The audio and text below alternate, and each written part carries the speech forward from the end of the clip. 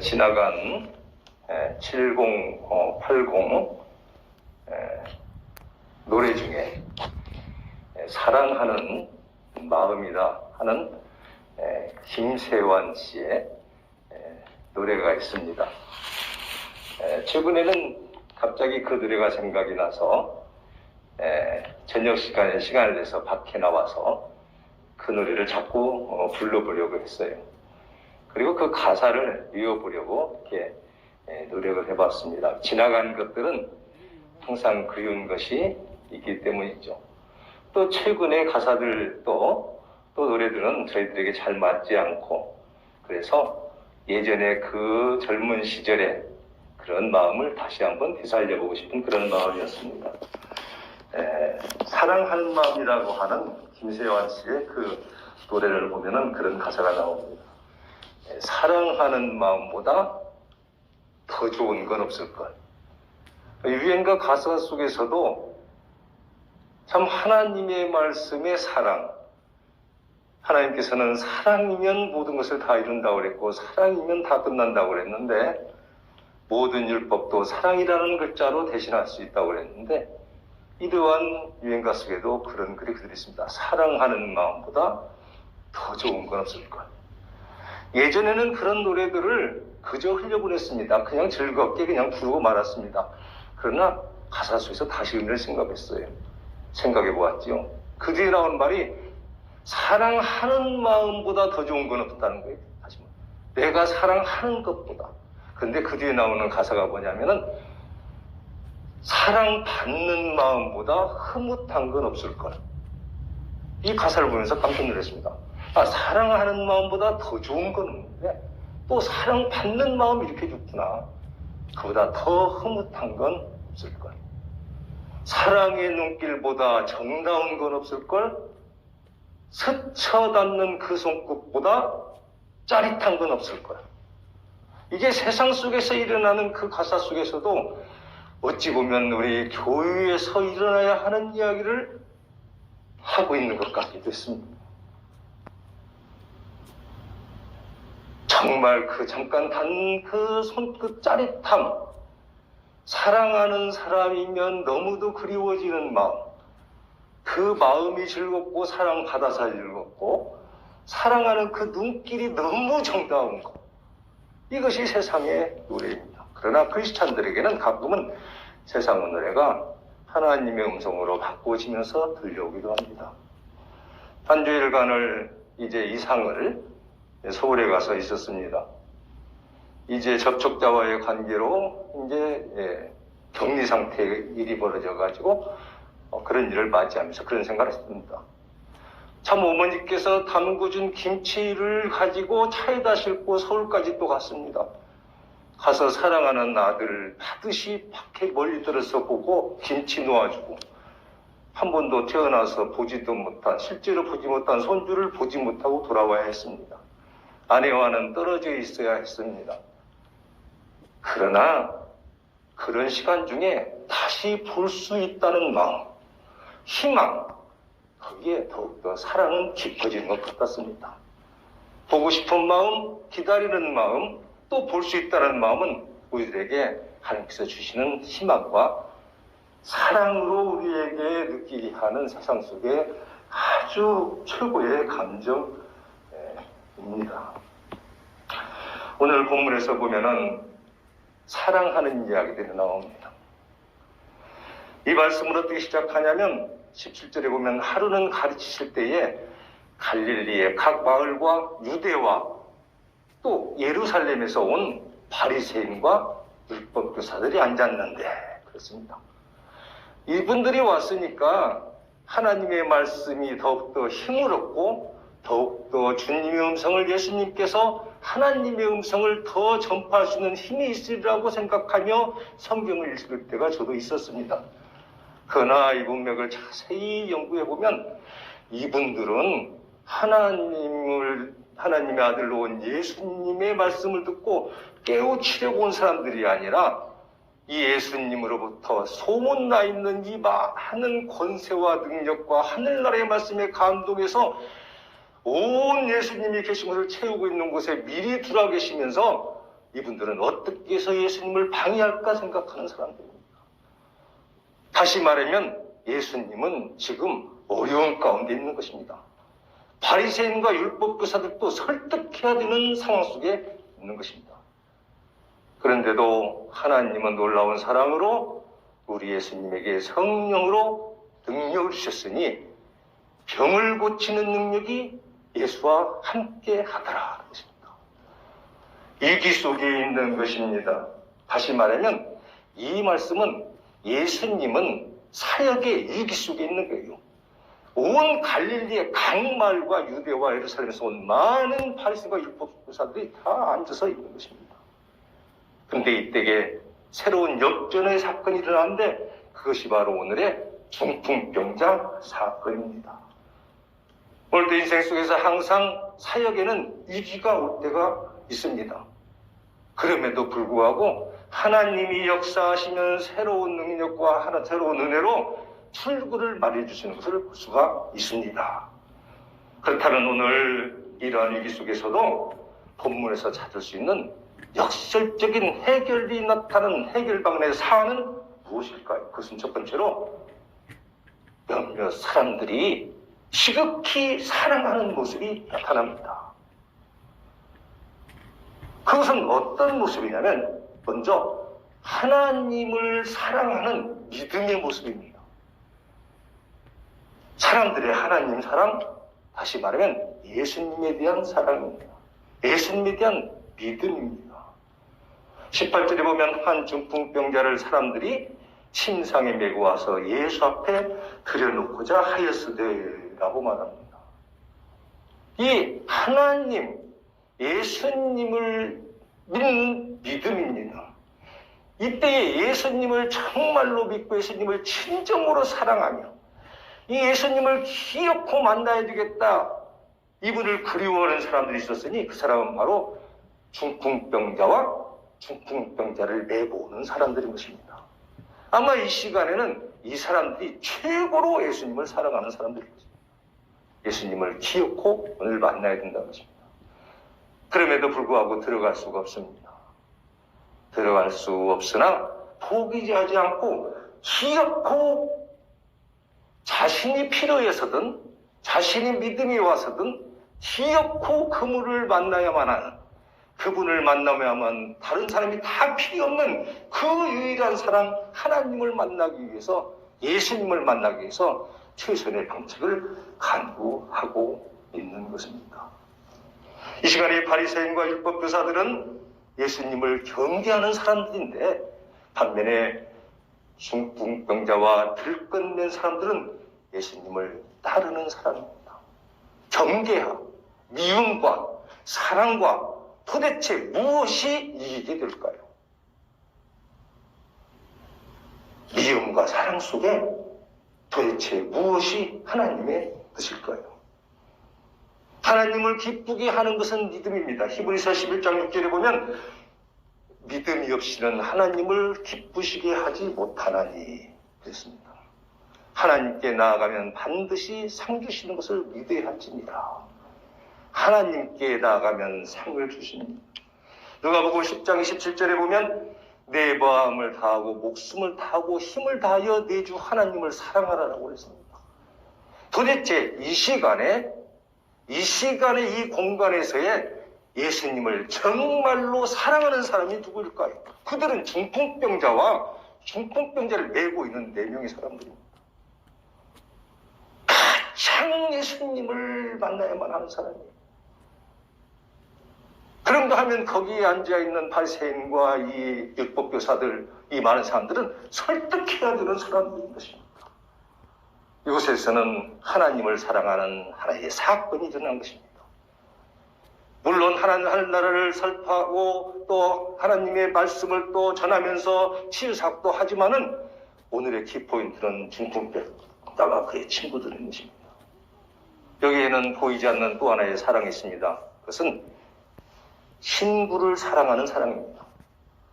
아파 있는 중풍병자를 그대로 놔두지 아니하고 기어코 떼매고 와서 예수님 앞에 앉히려고 하는 친구를 사랑하는 사랑의 마음을 찾을 수가 있습니다.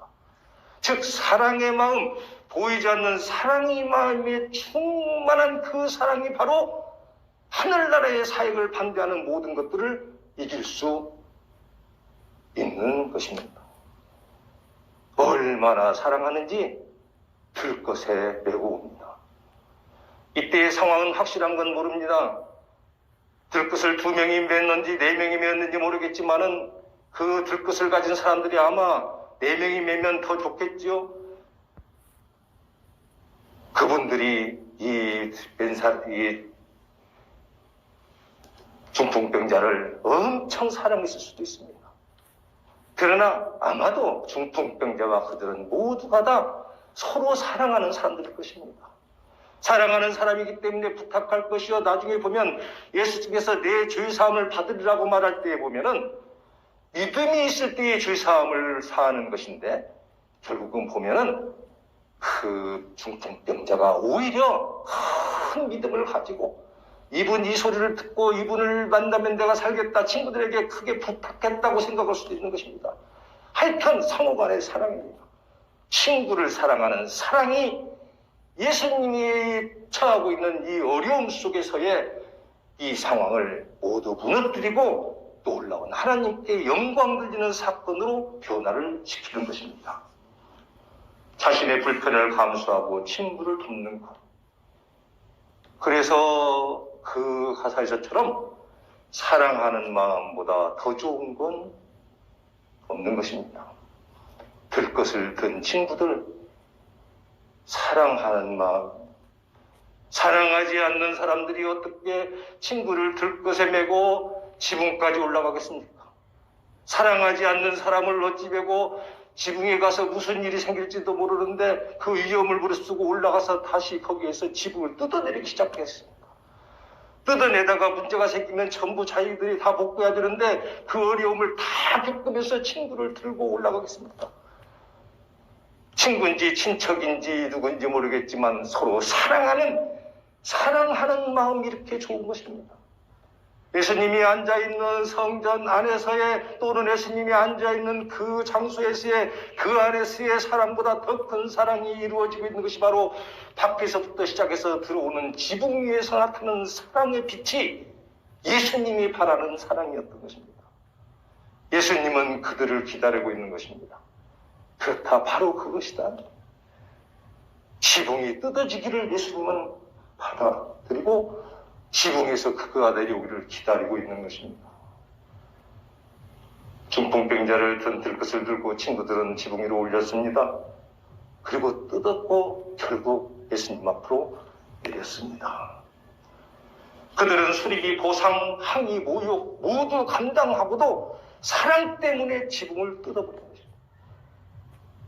최소한 다시 원상복귀해야 되지만 그건 나중 일이고 무조건 네 친구를 살려야 하기 때문입니다. 만약에 빗물이라도 더 샌다면 더 큰 문제가 될 수가 있습니다. 그러나 그런 것들이 그 사랑 앞에는 아무것도 아닌 것입니다. 오직 한 사람을 살릴 수 있는 모든 것은 그 요인은 어디에서 나오냐면 그것이 바로 예수님 말한 사랑입니다. 사랑하는 마음보다는 더 좋은 건 없을걸? 사랑받는 그 순간보다 행복한 건 없을걸? 사랑의 손끝보다 짜릿한 건 없을걸? 사랑받는 마음보다 포근한 건 없을걸? 사랑받는 마음보다 흐뭇한 건 없는 것입니다. 우리는 세상 속에서 하나님의 사랑을 발견하며 하나님의 음성을 들으려고 노력해야 됩니다. 내가 이 중풍병자를 올리다가 지붕에서 혹시 떨어진다면 내가 환자가 되어도 좋다. 내가 기어코 너의 그 고통과 아픔을 달래주겠다고 환자를 들고 지붕으로 올라가는 이 사람들을 상상해 보십시오. 그들은 바리새인이 아닙니다. 그들은 율법학자들도 아닙니다. 그들은 기도 많이 하는 사람들도 아닙니다. 그들은 친구를 사랑하는 긍휼히 여기서 이의 병을 낫게 하려고 하는 이 긍휼한 마음을 가진 도와주고 싶은 마음을 가진 사람들입니다. 이것이 사랑입니다. 요한일서 4장 10절에 보면 사랑하는 자들아 우리가 서로 사랑하자. 사랑은 하나님께 속한 것이니 사랑하는 자마다 하나님으로부터 나서 하나님을 알고, 예수님을 아는 사람, 예수님을 사랑하는 사람이 누굽니까? 그들은 바로 지붕으로 올라오는 친구들인 것입니다. 요한일서 4장 8절에 보면 전도할 때 많이 쓰는 말합니다. 요한일서 4장 8절 계속 쓰는 말씀이죠. 하나님은 사랑입니다. 하나님은 사랑입니다. 하나님이 지붕 위에서 지붕을 뚫고 계신 것입니다. 하나님이 지붕 위에서 들것으로 내리는 것입니다. 하나님은 사랑이기 때문에 그 사랑은 지붕 위에 있는 것입니다. 하나님은 그들과 함께 지붕을 통해서 예수님 앞에 다시 그 혼자를 데리고 내려오는 것입니다. 그분이 성령 하나님이신 것입니다. 사랑이 이곳에 나타났습니다. 친구들에게 나타났습니다. 사람들에게 나타났습니다. 하나님을 사랑하는 사랑, 친구들을 사랑하는 사랑이 나타났습니다. 그렇다면 마지막으로 또 어떤 사랑이 있습니까? 이제는 하나님의 두 번째로 인간 사랑하는 마음이 나타나기 시작합니다. 보면은 하나님은 인간을 사랑하사 영혼을 치유하십니다. 죄를 사하십니다. 20절에 보면 예수께서 그들의 믿음을 보시고라고 20절에 나와 있습니다.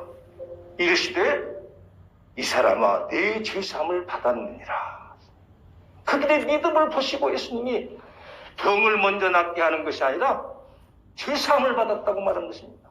이것이 하나님의 사랑입니다. 하나님의 궁극적인 것은 모든 사람의 죄를 사하고자 하는 것입니다. 요한복음 3장 16절 우리가 잘 아는 그 말씀에서부터 17절까지 보면 하나님이 세상을 이처럼 사랑하사 독생자를 주셨으니 이는 그를 믿는 자마다 멸망하지 않고 영생을 얻게 하려 하시니라. 하나님이 그 아들을 세상에 보내신 것은 세상을 심판하려 하심이 아니요 그로 말미암아 세상이 구원을 얻게 하려 하시니라. 하나님이 독생자 아들을 보낸 것은 사람들의 죄를 사하고 구원하기 위한 것입니다. 그렇습니다. 예수님은 바로 너는 중병병자에 일어나서 들것을 갈고 일어날지어라라고 선포할 수 있습니다. 그러나 먼저 예수님은 얼마나 그 사람의 믿음을 보고 얼마나 사랑했기에 그의 가장 궁극적인 면에 너희가 죄사함을 받았다고 죄를 사해 주버리는 것입니다. 이것이 하나님의 사랑입니다. 내가 가진 모든 것을 드리는 거예요. 하나님이 우리를 위해서 먼저 가진 모든 것을 주는 것입니다. 죄사함을 선포하는 것입니다. 갑자기 흙먼지가 쏟아지고 천장에서 구멍이 뚫리고 구멍으로 병자를 실은 침상이 달려내려올 때에 거기에서 예수님 바로 앞으로 내려뒀다고 그랬는데 쏟아진 여러 가지 물질들과 거기에 흙들과 이러한 많은 흙먼지들 이러한 것들을 가지고 탓하는 예수님이 아니라 예수님은 원망하고 나쁜 면을 보는 이들이 한 잘못한 짓을 보는 것이 아니라 그들에게 있는 가장 좋은 면인 사랑, 믿음을 본 것입니다.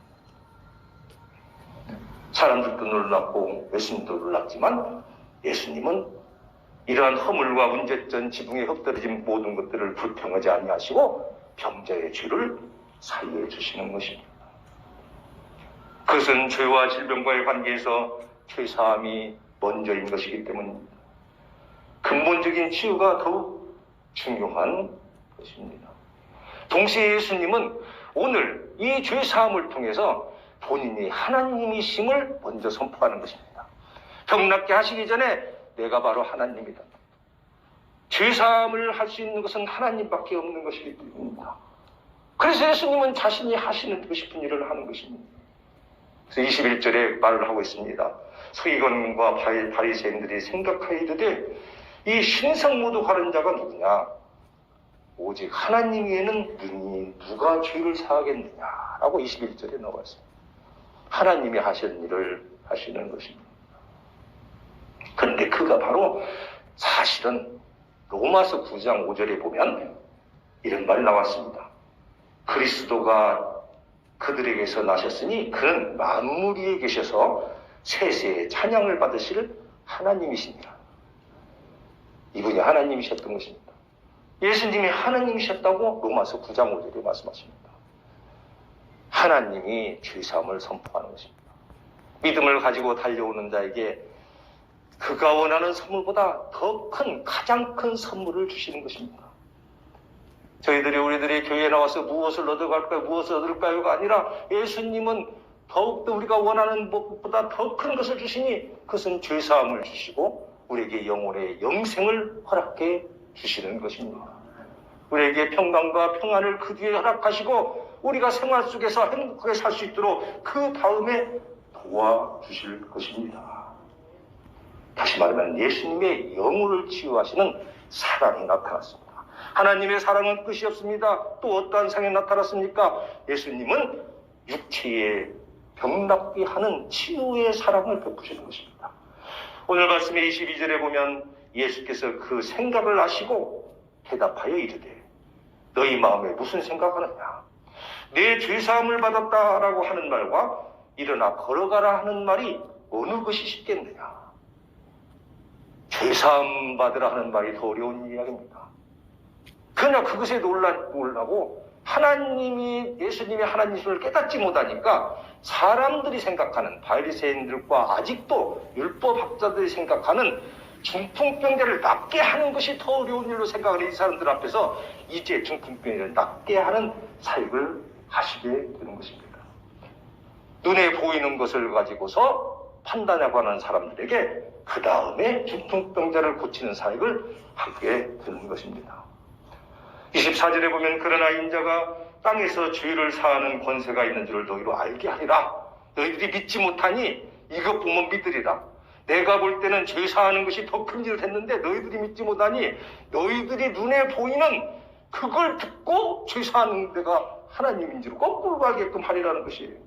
하시고 중풍병자에게 말씀하시되 24절 뒷부분에 보면 내가 네게 이르노니 일어나 내 침상을 가지고 집으로 가라. 그러자 바로 침상을 드는 거예요. 25절 보면 그 사람이 그들 앞에서 곧 일어나 그 누웠던 것을 가지고 하나님께 영광을 돌리며 자기 집으로 돌아가니 그럽니다. 놀라운 말씀입니다.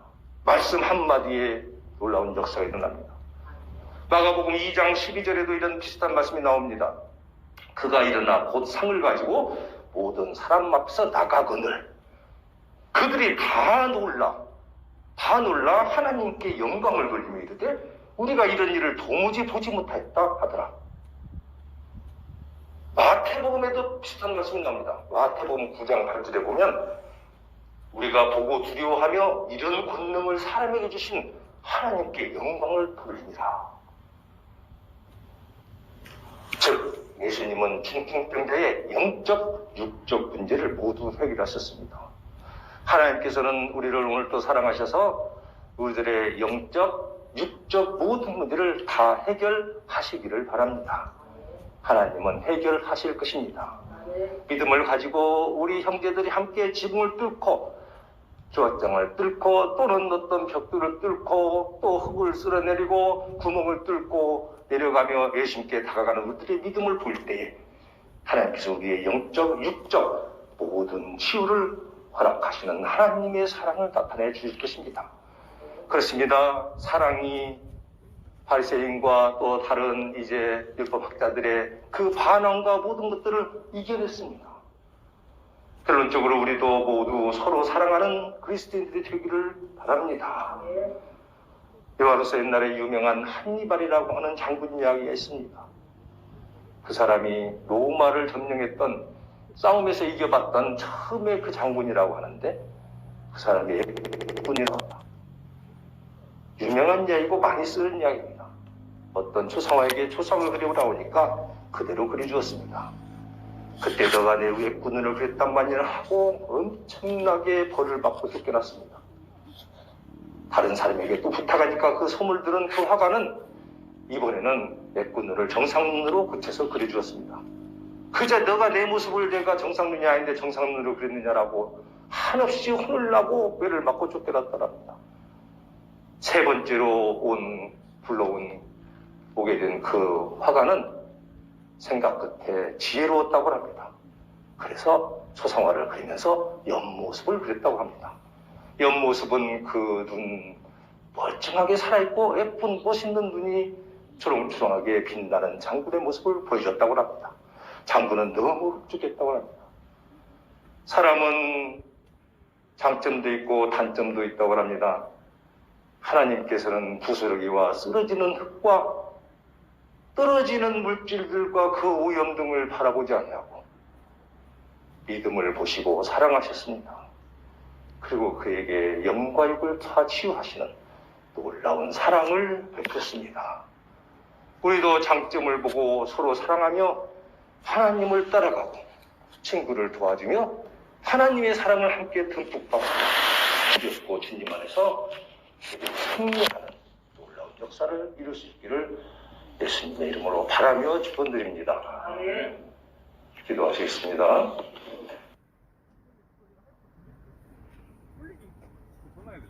아니 앱을 안 왜 원래 안 까나?